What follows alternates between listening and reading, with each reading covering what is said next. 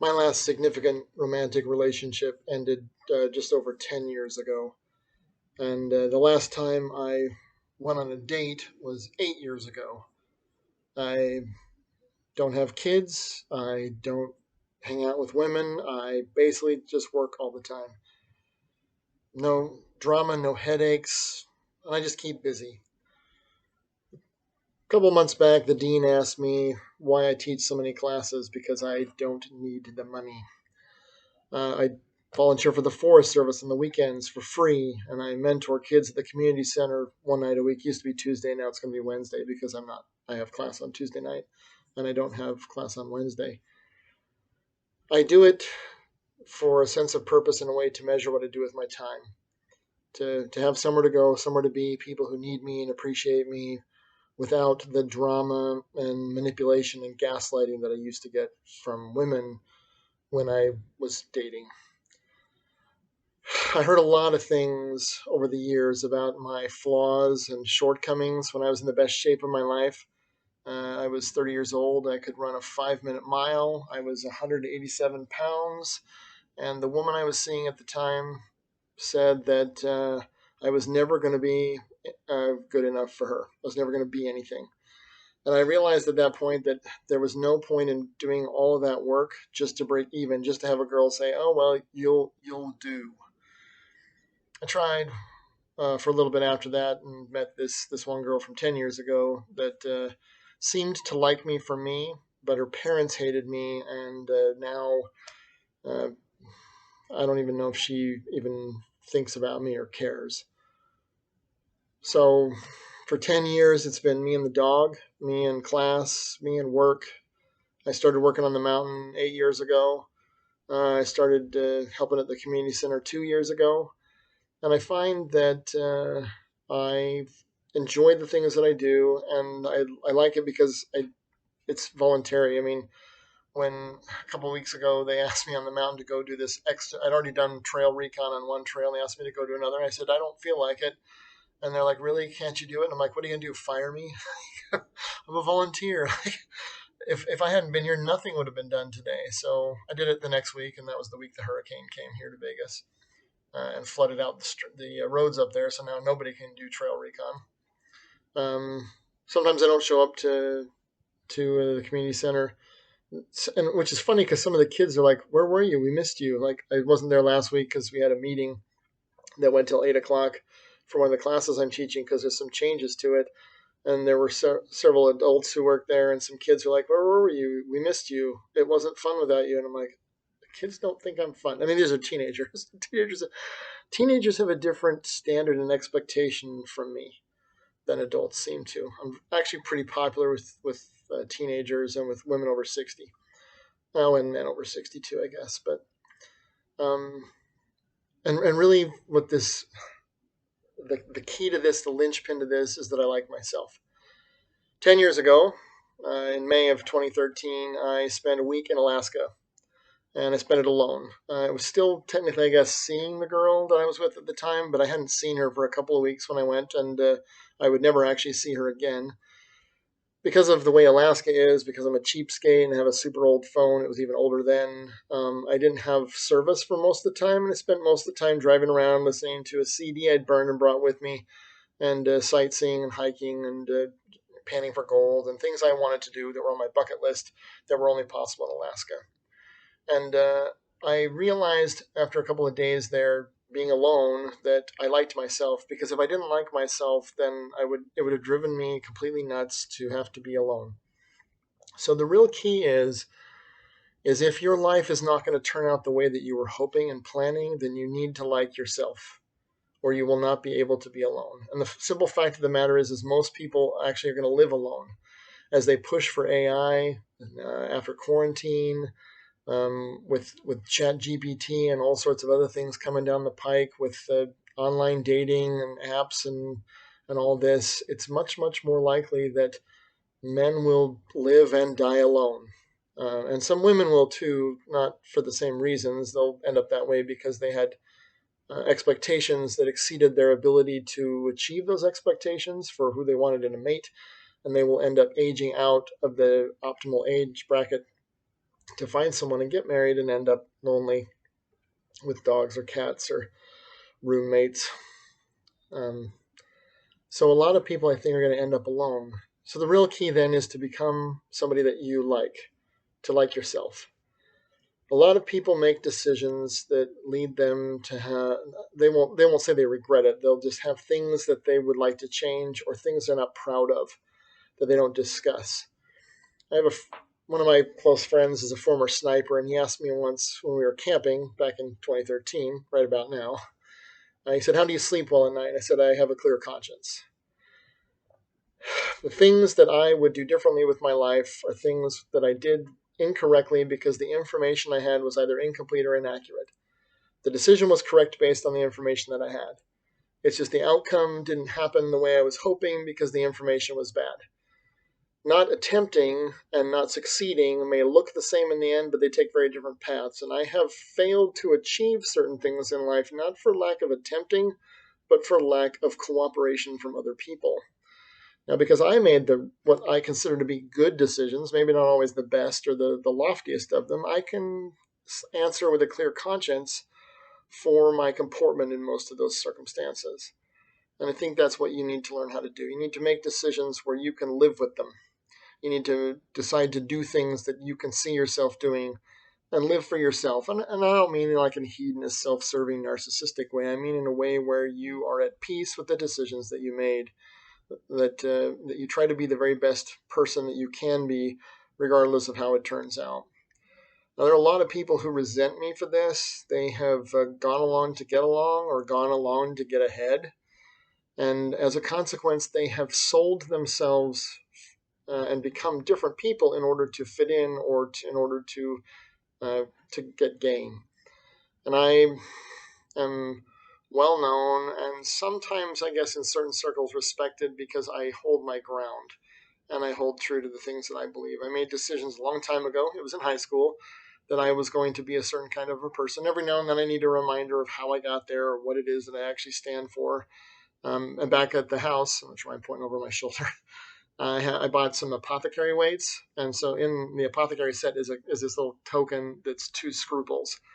And I wanted that because I wanted to be able to say and show people I have scruples, because there are a lot of people who don't have scruples at all, and they will change to please other people, and they will make decisions that they believe will get them ahead at the sacrifice and compromise of who they really are. At the end of the day, you have to live with who you become, whether you end up alone or whether you end up with people. And so, if you're going to end up alone or spending a lot of time solitary, then there are some choices that you need to make about how you live. One of the chief choices you may have to make is to give up on modern women in relationships. And I'm not saying that you eschew them, that you treat them like crap, or that you avow that you will stay a bachelor. I didn't plan to be a bachelor. It's sort of been thrust upon me because for the past 8 years, the only women who have been interested in me are single moms, and I'm not interested in dealing with your ex. I'm not interested in dealing with the attitude of your kids. I'm not interested in paying for the consequences of other men's choices. I didn't make the kids. I didn't get any of the fun of making the kids, and I missed the part where it's my responsibility to take care of them since I didn't get asked if it was okay to have kids. I have been married, and I remember thinking, if this is what marriage is like, why does anyone do it? And it wasn't because marriage is like that for everyone. It was because mine sucked. And I ended up with a woman who made me feel like I would rather be alone. Somebody who didn't appreciate me, who barely tolerated me, who viewed me as a living wallet, and who was verbally and psychologically abusive. And a lot of modern women are possessed of these same traits and characteristics. I don't see it so much in the teenagers, but they're out of play because they're teenagers, and I don't see it in the 60-year-olds and up because that's a different upbringing. But in between, I'd say 20 and 50 years of age, there's this great swath of women who have the dystopian attitude that they don't need no man. And they don't like men very much. And they treat you like dross and refuse. And I'm not a top shelf person in any way, like maybe morally, but maybe not even that way. And definitely not financially or aesthetically or ecumenically or grammatically. But I do know that I am worth more than that, and I am not going to settle to be a doormat. I also, last time I was in a relationship, I realized that the best I was going to do was break even. Like, she gave me zero credit for effort. It was, you either achieve or you're totally worthless.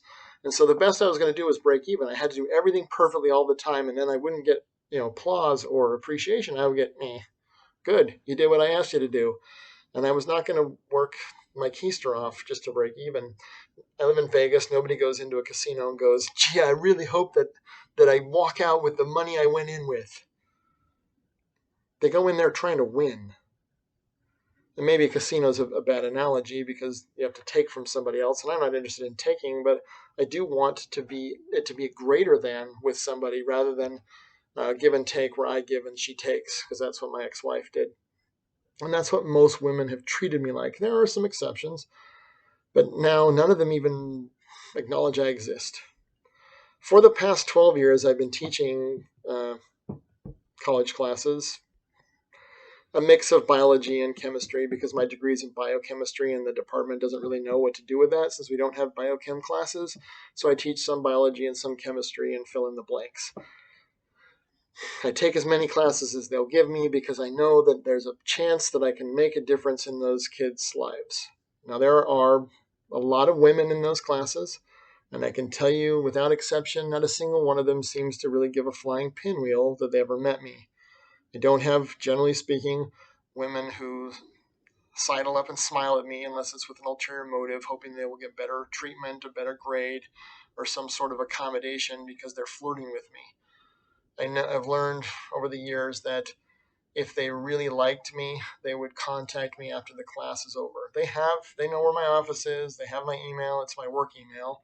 They've got my office phone here. They don't know that the messages are all recorded. But they don't reach out unless they need something. Between March of this year and now, I've had 8 former students reach out to me. 7 of them were female. All 8 of them asked for letters of recommendation. And without exception, as soon as they got their letters, they have stopped talking to me. And so I have learned that over the course of my life that women, generally speaking, only talk to me when they need something from me. They're not interested in me. But I like me. I like what I have become. And so I have to accept that the choices I've made, which have helped me become who I have become, have been the right choices, I guess, because they've made me someone I like, someone I'm okay being. Am I okay with how things have turned out? Absolutely not. Um, I wish there were other things. I wish I was going home to someone other than a dog, but I have a dog that I really like, and I don't have to apologize or accommodate anyone. 10 years ago, the woman I was with, she was allergic to dogs. At the time, my other dog was 10, and I told her, I said, well, I won't get rid of him because I've had him for 10 years, but I won't replace him when he dies. And then she left, and he lived another 6 years after that. So I think I made the right call. But going to Alaska that year taught me that I liked myself, and I enjoyed the time there. And I mean, it would have been better if I could share it with someone, but it wasn't bad. And if you expect other people to enjoy spending time with you, you need to be able to enjoy spending time alone. So I do stuff that I like. I do stuff because I want to. I do stuff that I believe in and that I think will make me a better person. I waste some time too. But starting this summer, I started lifting weights while I watched TV so that I wasn't just watching TV and wasting time. And now it's become sort of an obsession, and I enjoy it actually. I'm not sure what I'm going to do when it gets cold because I also take a shower afterwards and then go to bed. And it's going to be cold at night. But you have 2 options. You're going to get old anyway. So you can either get old and like who you have become, or you can grow old and wish you had been someone else. And whether you end up with someone or not, if you have become somebody that you like and somebody that you're proud to be, then you have made the right choice. Robin Williams said, I used to think the worst thing in life was to end up all alone. It's not. The worst thing in life is to end up with people who make you feel alone. I go to church with people who make me feel alone. I work with people who make me feel alone. I've dated women who make me feel alone. I've flirted with women who make me feel alone. I've spent a lot of time with people who make me feel alone. And I've wasted enough time in the last 10 years on women, and I'm determined not to waste any more time on people who don't deserve my time, attention, and talents unless it's on my terms. So I will continue to teach because I want to, work at the community center because I want to, volunteer for the Forest Service because I want to, teach Sunday school in church because I want to. I will only go and do the things I want to do, and I will only do them on my terms. And that way, I have done the best I can to live the life that I want to within the realm of things that I control. There are so many things you don't control. But if you can control the things that you do control to the best of your satisfaction, then I think life can be worth living, even if you end up alone. I feel very strongly that I will spend the rest of my life alone. I don't like that thought, but I have been alone since I got divorced, except for that basically that 1 year I was with that girl 10 years ago. And I've been alone for most of the time since then, not even seeing anybody casually or sporadically. I've I've been stood up and ghosted so many times I don't even want to count. You can read about them in my book when it gets published, because I've decided that I'm going to publish it after all because I'm ready to accept the fact that it's going to drive pretty much any chance of my finding someone with whom to spend the rest of my life down to zero. There's an asymptote somewhere down there that will keep it from going exactly to zero, but it will essentially be zero. Because I think people ought to know what can happen and what I learned from it and how I'm dealing with it. So I just want you to know you're not alone in your loneliness. You're not alone in your grief. You're not alone in your struggle. And it's okay to not be okay. And it's okay if you're alone. It doesn't have to be a bad thing if you're a good person. Well, I think we'll end it there. It doesn't have to be a bad thing if you're a good person. So be the best person that you can be. Become somebody that you like, that you can live with. And then it doesn't matter whether anyone lives with you or not. You live with somebody that you like yourself. Make good choices, be good, have faith, and Godspeed.